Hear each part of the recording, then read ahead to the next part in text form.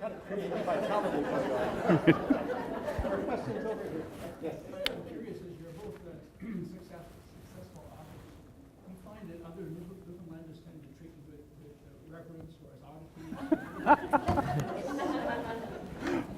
oddities? Newfoundlanders aren't big on reverence, as a rule. Oh, man. Yeah, over to you, Michael. Oh, I mean, I remember when I got invited to do, Michael went to Japan, and I had an invitation to go to Australia, and I called my father, from Toronto to say, he asked what I was doing. I said, oh, I'm going to Australia. He said, well, what are you doing in Australia? I said, well, I'm giving a reading. Well, he just laughed and laughed, and he said, hang on, I got to put your mother on. You got to tell your mother. So I think that's the kind of thing, like there's a total, like they can't believe you're making a living doing this? This is ridiculous. I remember my parents knew when I was in my early 20s that I was writing, and that was what I wanted to do. And I was really blessed because they were incredibly supportive. But my father was really worried about me. He just didn't get it. He didn't understand what the hell that was all about, right?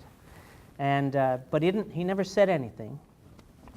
But I know that he worried about me. And when my first novel came out, it was nominated for the Giller. And so I've had my parents come to Toronto for the ceremony as my guests. And my mom bought a new dress, and my dad rented a tuxedo, and it was one of those ones that had the stitching across the shoulders like you see on cowboy shirts.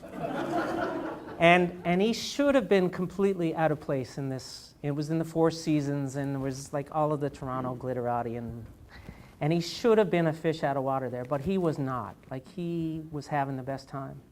And Mom told me after the fact that they were sitting at the meal, and he just got really quiet during the meal, and she leaned over and she said, "What are you thinking about right now? And he shook his head and he said, I was just thinking, I'm a long way from pissing on my hands."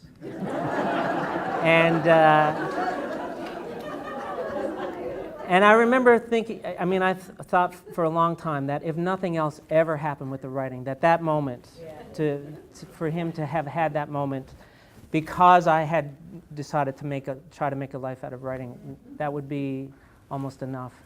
And there are, I think reverence is too strong a word, but when Galore came out, which is a novel about the folklore of the island, and I had lots of people come up to me and say, reading that book was just like hearing my grandparents talk about what it was like for them growing up.